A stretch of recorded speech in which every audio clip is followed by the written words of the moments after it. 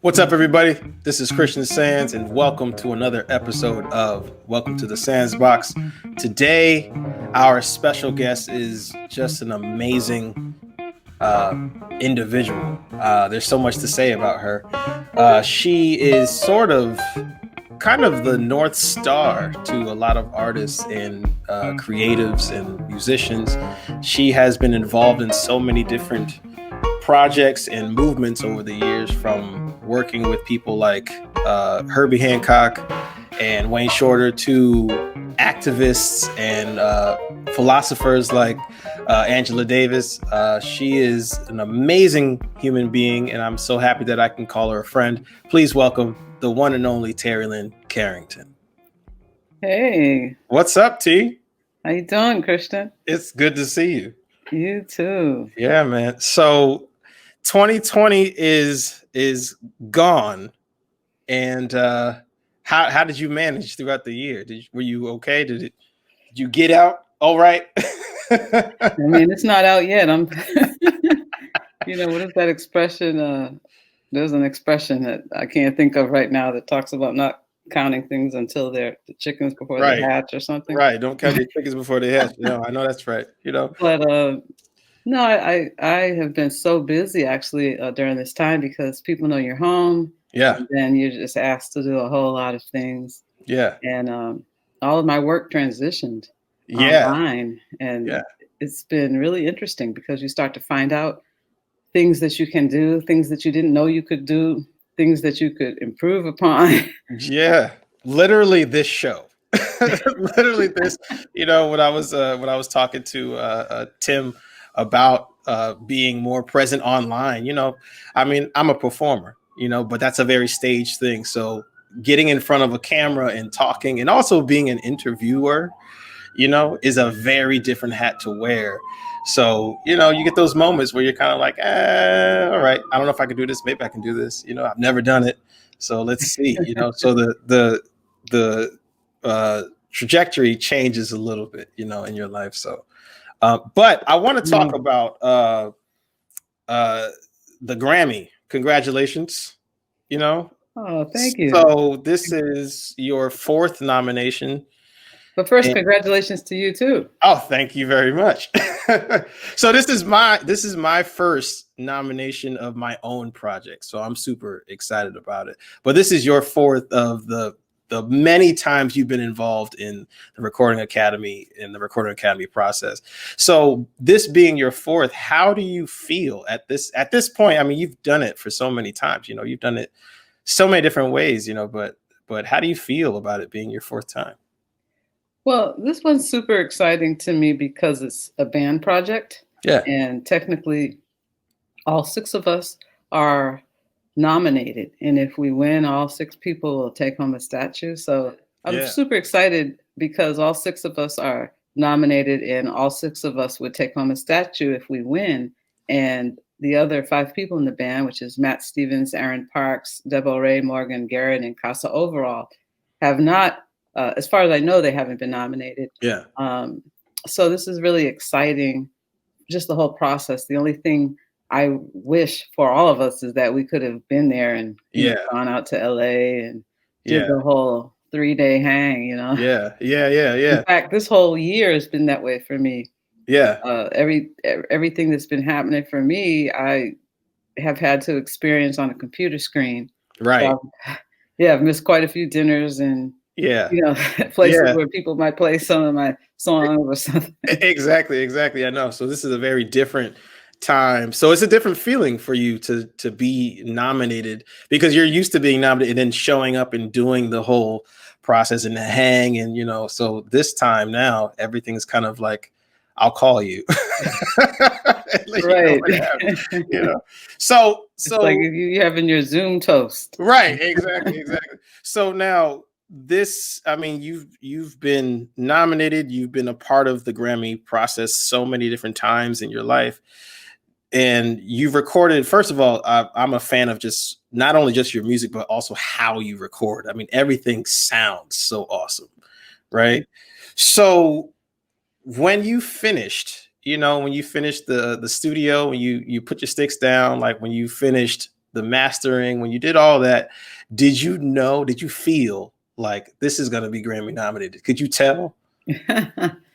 No, I never go into it with that. I mean, I think that we all hope for recognition of some kind. I Yeah. don't know, about going that far, but just Yeah. hoping that something's well received. Yeah. And often I've spent so much time with it that I don't know if it's good anymore by Yeah. the time Yeah. I get to the end. But I do still try to make a project and an album that I would listen to. Yeah. And so many of the projects I've done, I'm not sure I would go back and listen to them. This one, so far, I can listen to it and feel pretty good. Yeah. Yeah. Yeah. Yeah. So, I'm just pleased that it was received so well, Yeah. also from the critics, because it's not a straight ahead jazz album, of course. It's the whole first album. There's 2 albums, and the first one Right. is all electric and produced, and the second one is an improv. So Right. these are things that I wasn't sure that jazz critics would embrace. So I was really pleased that that happened. Yeah. Well, what I like about it is that it's more than just jazz critic. I'm seeing the world is embracing this. I mean, it's such a killer record. I love it. Waiting Game, you and Social Science. So now, how did that come about? How did you put this group together? Well, I think just some conversations with Aaron Parks when we were Yeah. on the road together playing some Money Jungle gigs, Hmm. and then also with Matt Stevens, who traveled with us with the Mosaic Project. And we would have these conversations about life and about politics and about what was going on in our country. Yeah. And I love those 2 musicians just as musicians and as human beings. Yeah. But I felt like I wanted to do something with them since we were together in these different bands. So we had one gig together in China, and we just started talking about the possibilities of forming something together, and that was the Yeah. beginning. Yeah. No, it's beautiful. And everybody sounds like awesome on the project, So why did you call it Waiting Game? Where did that come from? You also Well, have just really cool titles, like everything you make, it's just dope titles. So where did Waiting Game come from? I think we didn't decide the title until the record was pretty much done. Hmm.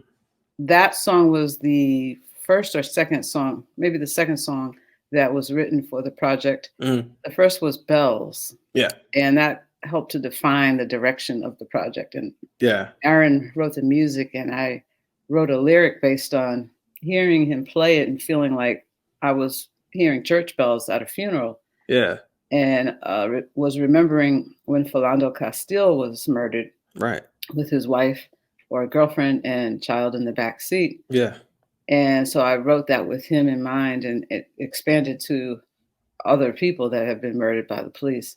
Right. And the second piece was Waiting Game. And as a former student of mine, actually, that had this piece of him he was just playing it on the piano. And Mm. it was written for a teacher of his. And it's just something about the melody and everything that made me know that I wanted to write a lyric to it. And Yeah. I don't normally do that. I normally write lyrics to music that I've written, Hmm. but this project, I've seemed to be able to write lyrics to what other people have written a Yeah. lot easier than the past. And the day after the election in 2016, I wrote this lyric inspired by what happened at the presidential election of 2016. Dig that. So it's hard to say what my favorite song is on the record because there's so many great, like Bells is super killer. I mean, everything you have on there, but what really jumped out for me was No Justice with Michelle and Deggiocello. Can you talk about just your process in putting that together? I mean, it's to me, it's more than just, okay, I wrote a tune. Like there's layers and layers and layers and layers of things that have kind of like developed off of each other. So, can you talk about just how you did that? Sure. That was one of the first ones I wrote. And like we all brought songs and music to the table. Yeah. And the songs that I wrote by myself were No Justice and Pray the Gay Away. Yeah. And I think the other ones were more collaborative, musically and or with lyrics and spoken word. That one, I just wrote the chord changes and then just decided how to produce it and how I wanted it to unfold and develop. So you have these certain amount of bars that keep going, but I wanted it to feel like it was doing more than just repeating this form. Right. And I asked Michelle if she would put some spoken word on it, and I had already done the samples of the voices. Right. And because it was dedicated in some ways to Assata Shakur, right. It started off as a straight dedication to Assata, but then I incorporated other political prisoners because I wanted it to be more broad. And she decided to make her spoken word part focused on Assata Shakur because she actually met her in Cuba. Okay. Which I didn't know at the time until she said it back to me. Wow. Yeah. That's crazy. And then I had to find clearances for all the other people that I had sampled. Yeah. And Angela Davis actually helped me do that, which was really good because some people have been telling me how it's taken them years to get clearances. And because she helped and did some, sent some emails to some friends of hers, I got them pretty quick. The one clearance that I didn't get that I really wanted was James Baldwin. So I ended up taking him off the track, but that was, Now I'm just wondering what that sounds like with him on. Oh yeah. Woo. Yeah. So now how do you choose in the way you put it together? I mean, how do you choose the voices? Because first of all, your ear is so incredible because the music and the timbre of the voices that you pick are like, they go perfectly together. Do you think about the message that you want to convey? Do you think about the voice type that you want to use that helps fit the message? Or like, how exactly do you put that together? Well, I think just being a producer, I've had a knack for vocalist and figuring out the right voice for a track and trying to create arrangements that work for whichever vocalist I'm working with. Yeah. And I think that same thing moves into spoken word and can also move into sampling and where you place people and how you treat their voice, with effects and electronics. And I've just tried to play around with that until I find something that makes me feel good. Yeah. And I think colors end up being, the things that pop out at you, the ear candy that keeps you interested in a track. Yeah. Yeah. You know what I mean? Yeah. So I mean, because little things that are happening that you maybe don't even notice are things that keep you engaged. I mean, like one of the first times I really noticed it. I mean, I've been a fan of yours for so long, but I really noticed it on Money Jungle when you use Clark Terry's voice on what was the track? Florida. Yes. Yeah. And the way you used it, just the color of his voice. I mean, and I've known Clark for so long too. And just the way it was so interesting how you use it, and then the colors that you use, and then the way Gerald's playing in the it was like a perfect mix of it. And so fast forward to now, specifically with this track, No Justice, you have these different voices. You have Assata, you have Michelle, you have Mumia, well, first of all, tell me about that, because I'm wondering how you got clearance on that. Well, what was interesting about that is I had sampled him from one of his radio shows. Yeah. And I think those are just on YouTube. But I had to write for permission, and the prison was going to charge a couple $100 to use his voice. Oh, no kidding. Yeah. And wow. He didn't want the prison to make any money from his voice. So his attorney said that he would do it again for me. And since he was offering that, I asked him to specifically mention the band. And yeah, right. I was also wondering how you did that too. I was like, this is killer. Yeah. So it just worked out that way. And then I was able to send him directly some money opposed to. Oh, wow. Yeah. Oh, that's beautiful. Yeah. So that actually worked. Actually kind of brings that whole story of No Justice all like a full circle there. Yeah, yeah. Wow, that's beautiful. Man. So let's take a step back and just look at your entire catalog real quick. I mean, there's I love everything that you've done. And the growth and the progression of an artist is just so apparent in your own work. But every album that you do resembles a story. There's like a storyline in it.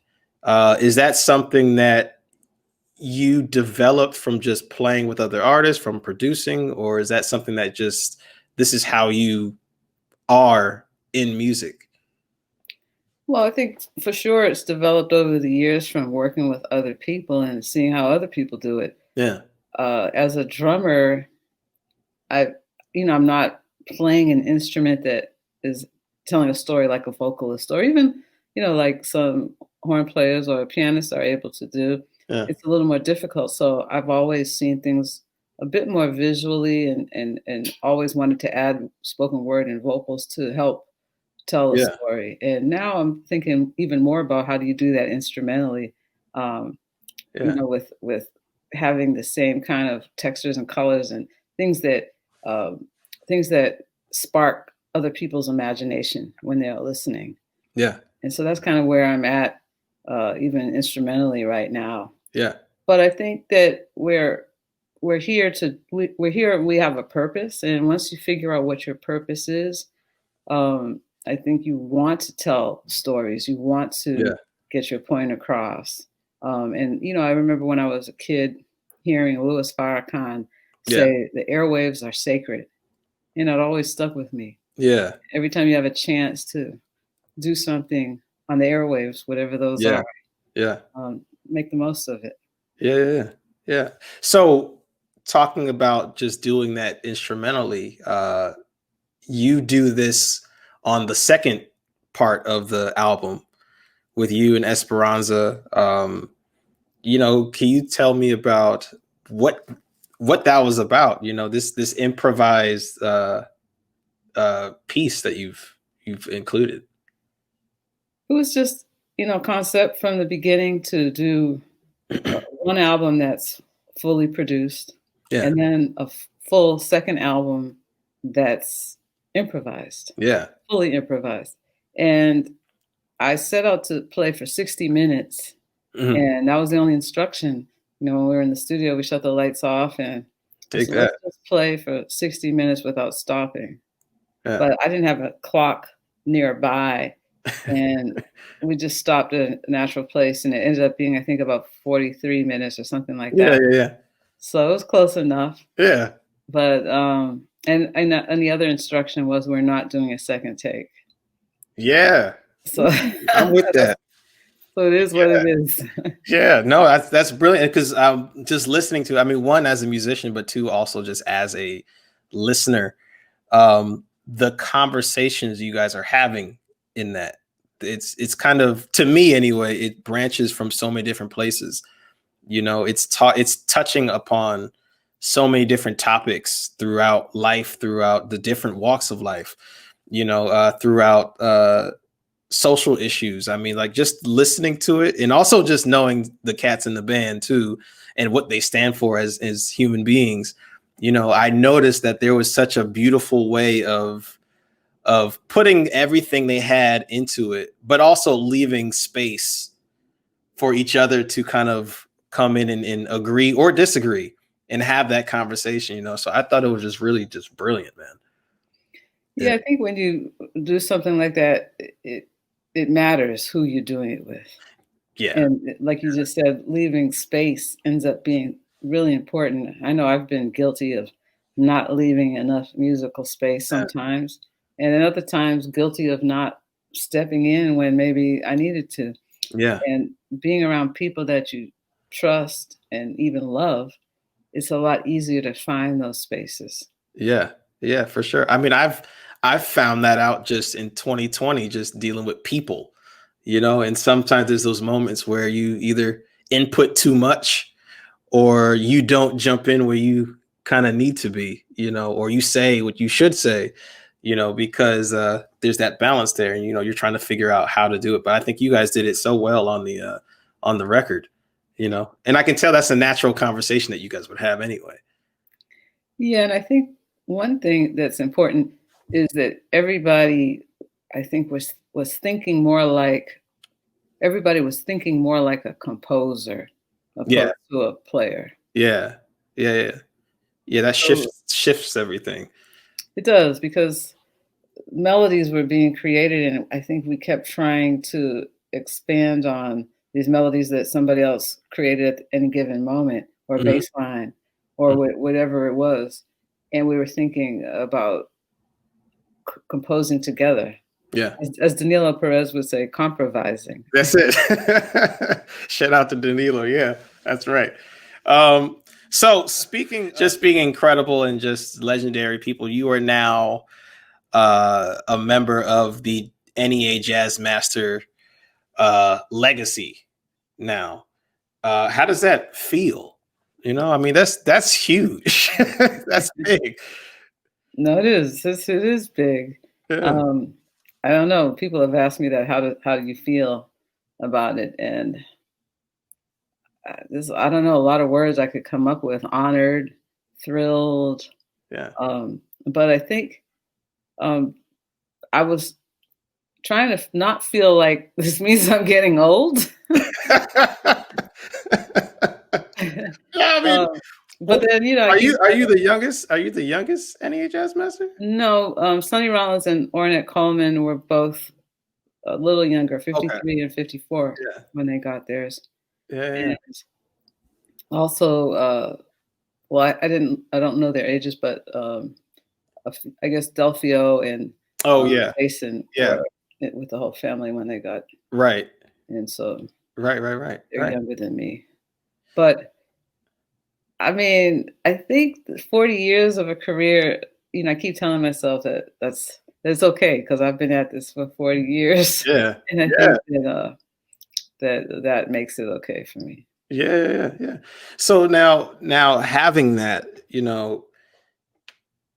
first of all, I guess, talking about the 40 years of this career that you've had, did you at all foresee any of this? Is this, did you think, okay, I want to do this, I want to get accolades, I want to do this, or was it just like, hey, I'm just expressing myself and I'm here for the ride, and whatever happens happens? Well, I think most of us that do this, there's a drive in you, Yeah, a for sure. drive that wants people to see, hear your music, Yeah, your art, and wants to be recognized for it in some way. yeah, So I would lie if I said that I was just doing it for the sake of it. I yeah, mean, it is for a purpose, and it is, yeah, it is personal, and it is for a purpose, and it's for society and the world. So, of course, we want people to respond in yeah. some way. But at the same time, I think you don't set out for these things to happen, Right. and they happen when you're inside of your purpose, doing what you're supposed to be doing. Yeah, I believe that the universe always unfolds as it should, yeah. which is in a poem called The Desiderata Hmm. by Max Ehrman. Yeah. And that line always stood out to me, because when I'm doing what I'm supposed to be doing, then the universe for sure always unfolds as it should. I totally agree with that. Now, did you always know your purpose, or did you have a certain time when you were, I mean, even if you're performing and playing, because you've been doing it for so long, was there a time where you didn't know that this was what you were supposed to do? Or was there a time of doubt that you had? Well, there's been plenty of times of doubt, but not doubt that I wasn't doing the right thing, but doubt that, times when it didn't feel good. Yeah. But for the most part, I just plow through, Yeah. and I think that's what most of us do. Right. But there's been times for sure.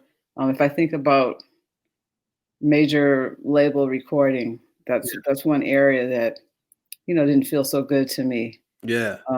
whereas I had an album when I was 23 that was a little more contemporary jazz, uh, electric jazz. And it was my debut album, which was and it was nominated for a Grammy as well. But after that, I couldn't get arrested for about 20 years after selling 100,000 records.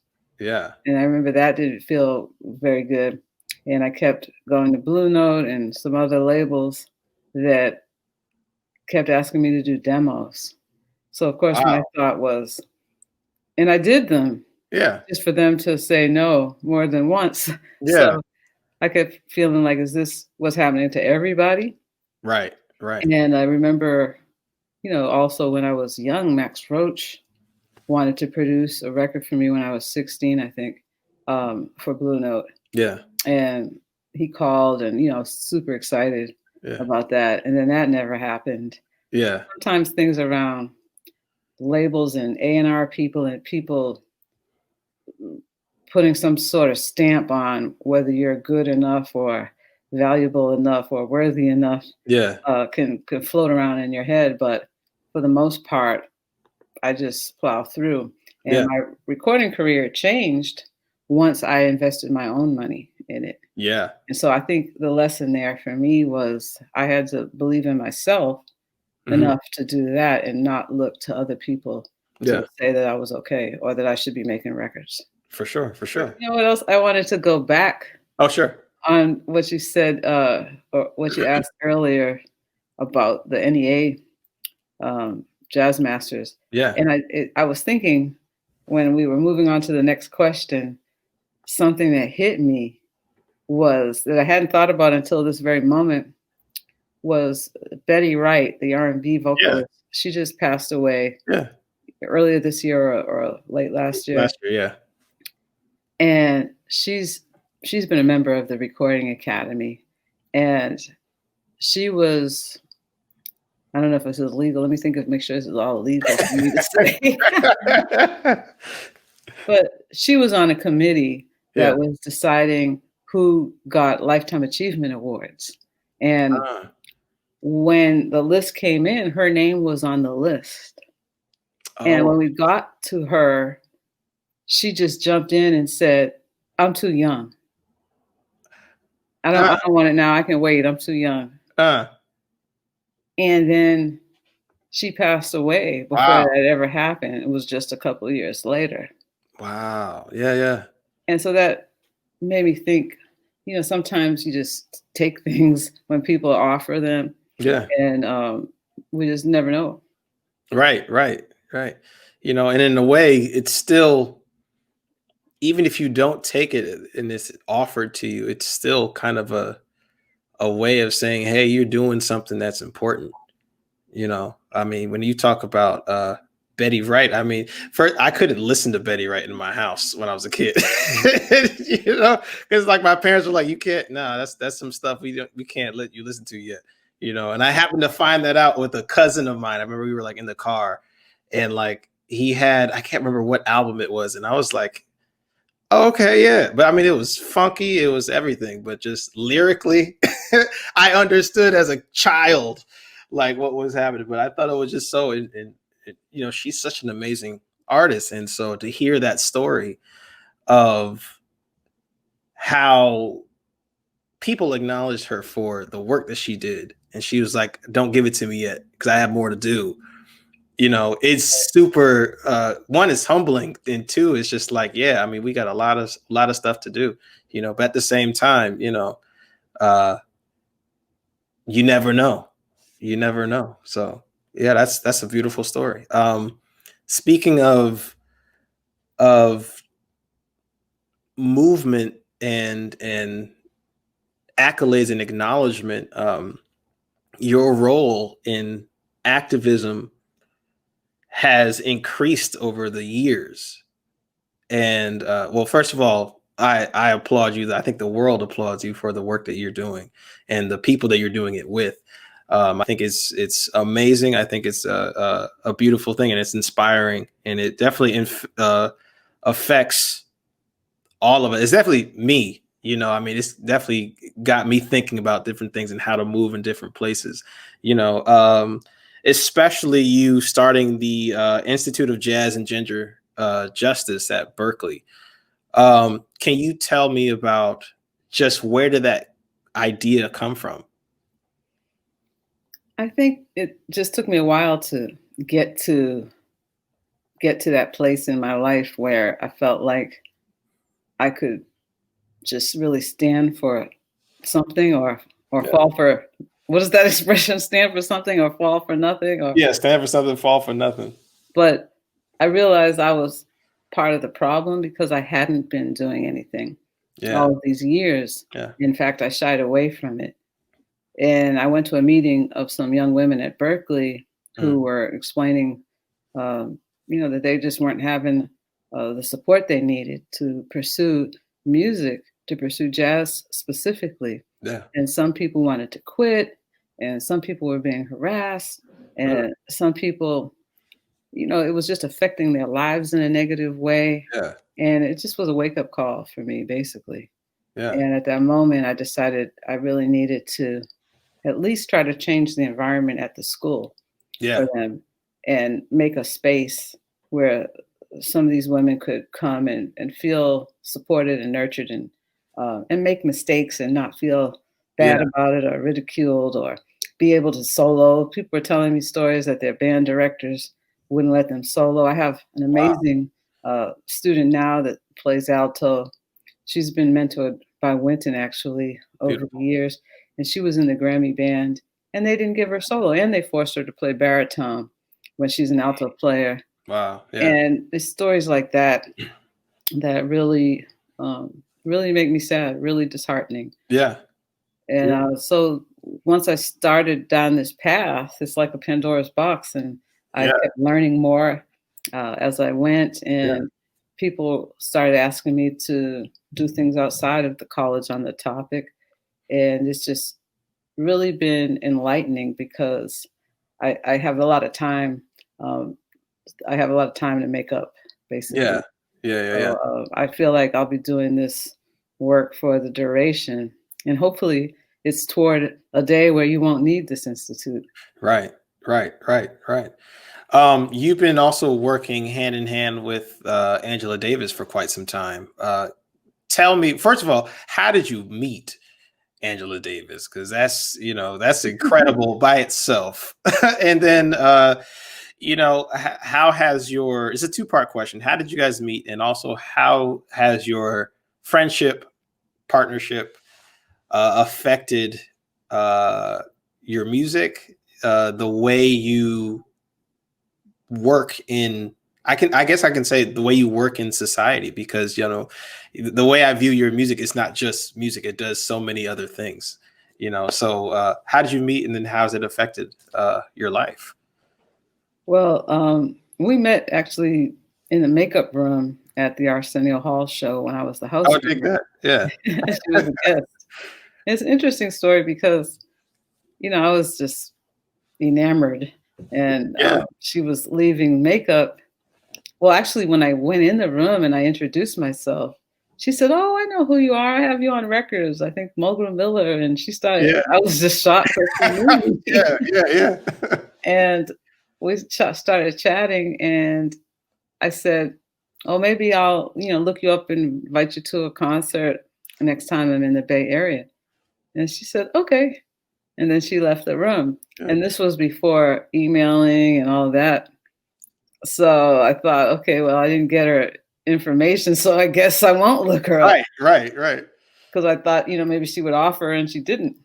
Yeah. So about a couple of months later, I was playing with Stan Getz in the Bay Area, Yeah. and the pianist was Mitch Foreman, Yeah. and he woke me up and said, "Come go to breakfast. I want to go to this restaurant."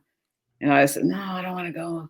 He said, "Come on, come on." And he really forced me to go, and I was in my pajamas, and I put this big leather coat on that I had Yeah. to cover up the fact that I was in my pajamas. And we got to the restaurant, and Angela was there having breakfast with somebody. Oh man. So I made sure I zipped my coat all the way Right. up. Right. Right. He's not going to catch me. And yeah, yeah, And I went and said hello, and then, she was so friendly, yeah. and I asked her if she wanted to come to the gig, and she said, "No." She said, "But if you would like to come over tomorrow for breakfast, Oh, come to my house." And that's yeah. basically how the friendship started. Wow. But what's interesting over these 30 years, I think it's been about 30 years, she never really forced her politics or her beliefs Yeah, on me. I listened mostly and yeah, I read, yeah, but when we hang out, we mostly talked about music yeah. and just, life and things. But we didn't have so many active conversations, Mhm. social conversations. And now that I've started working much more in this area, I keep teasing her, like, Yeah. "How come you let me go all these years without telling me?" But she did actually tell me a few things.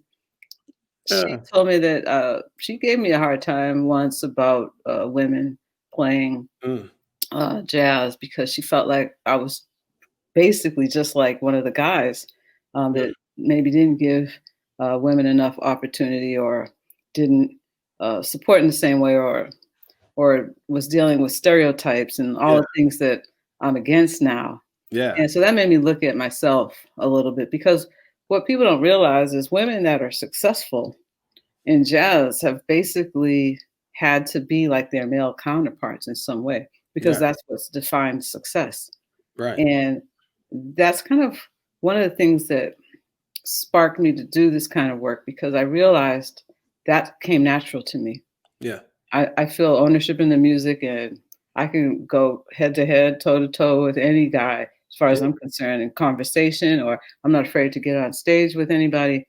But I saw that a lot of other women aren't like that. And I realized it's also a personality thing mhm. and how you were raised and so many things involved. Right, And I thought everybody should not have to have a certain kind of personality.